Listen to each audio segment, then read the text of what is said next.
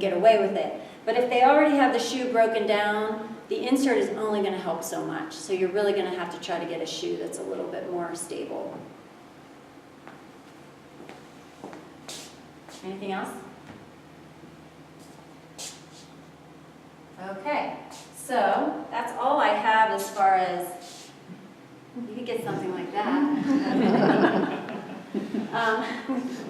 So if anybody wants to stick around and get their feet looked at, Morgan and I can go through and just give you our opinion, and or if you have any questions specifically about yourself, or yes? I have a question about shoes. So if you're just going into a regular shoe store, how can you tell what you're getting? Just by the feeling of the heel and stuff? Yes, so it depends what you need again. And one thing I didn't mention, and I meant to mention, is the rocker bottom shoes. I don't know if people have heard about the rocker bottom shoes. They're very appropriate for certain people. Very appropriate for certain people. They're also not appropriate for other people.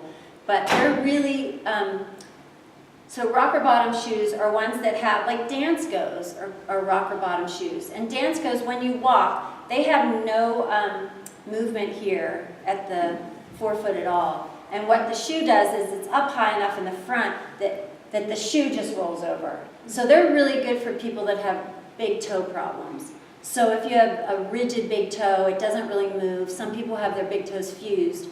Those are excellent shoes for that because you don't have to move your toes. So I treated somebody who had a joint replacement of their big toe, and it just never got the mobility back that she was supposed to get, and she's young. So she now wears rocker shoes because now she can run and she can do what she wants to, but she can't do it in a regular shoe where she's going to get that movement. So, but to answer your question, so you have to know what to look for. So if you're a pronator, it's a lot harder to find stability shoes in regular shoes. So if you look at her shoes right there, she's not going to have any stability in her shoes, right? I already know she's not going to have. And so if she has a neutral foot or she doesn't have any issues, she's fine.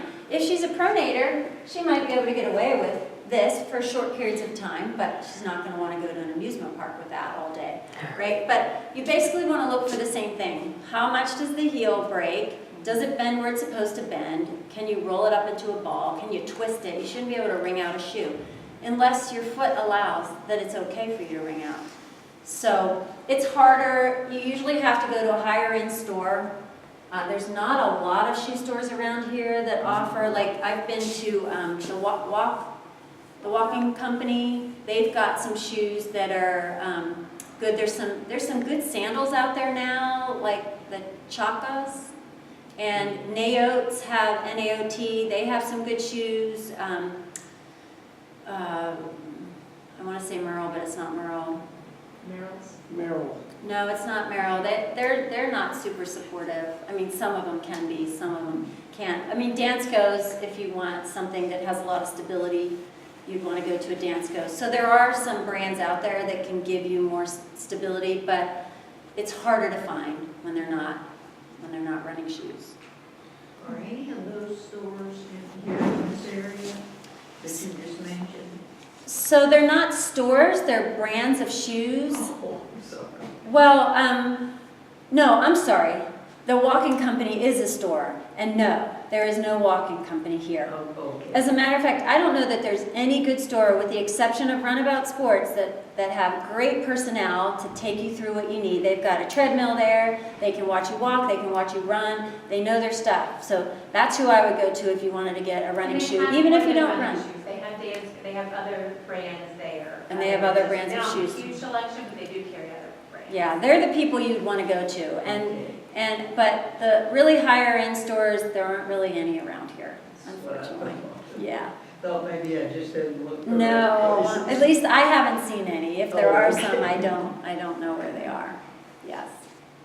Fringe Benefit carries some of those lines as well. Downtown, Dansko, and I think they maybe carry some Nao, but Fringe Benefit does. She won't be able to analyze your feet, but they do carry those shoes in that store. And the Naots, actually, I know that if you have custom orthotics, they can actually make you a sandal with your custom orthotics. So they can make it specifically. So if you have difficult feet and you have to have custom orthotics, you can definitely use those. Is it Mizuno? It's not Mizuno. I can't remember the name. It starts with an M. That's another good brand. But there's you know, there's 5 or 6 good brands out there. They're just hard. They're hard to find around here. How does all of this apply to hiking boots or hiking shoes? It's a good question. So I rarely see good midfoot control in a hiking shoe. And I think it's because of the terrain that you're going on. So oftentimes they may be a little bit higher, or you may have the heel counter that you need, but you may not get the midfoot control that you need. So if you are a big pronator and you are having problems, then you probably have to put in some type of insert in them to be more comfortable. A lot of shoes, like basketball shoes and cross trainer shoes, like they don't have nearly the stability. If you're looking for a stability shoe, then like a running shoe would. So I often will have people go to get a running shoe even if they don't run, because I think it's okay to do that. And they have walking shoes that are good.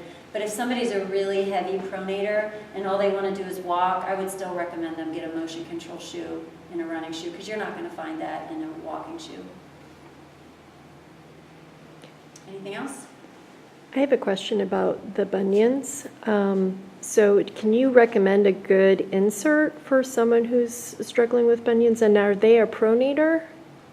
So typically, a lot of it is genetic, but so is pronation, so is supination. I see a lot more people that have bunions that are pronators. They're not all pronators, but and so I don't know that there's a specific orthotic. It's just something, depending on what your foot structure is, that's going to support you enough. Because if you stand and you roll in, you can feel all your weight is on that big toe, right? And it's causing it to kind of deform to the right. Right. If you bring your foot out a little bit, you'll feel all that weight going off of that toe, and that's what the insert's going to do. Okay. So the insert's going to give you the arch support? So it's not really the arch support, but it will, but it's giving you a wedge. It's like putting a wedge under the inside of your foot. So when you Okay. step down, you're not going to go as far, so you're not going to put as much pressure on your big toe. Okay. Thank you. Anything else? All right, thanks for coming. Thank you.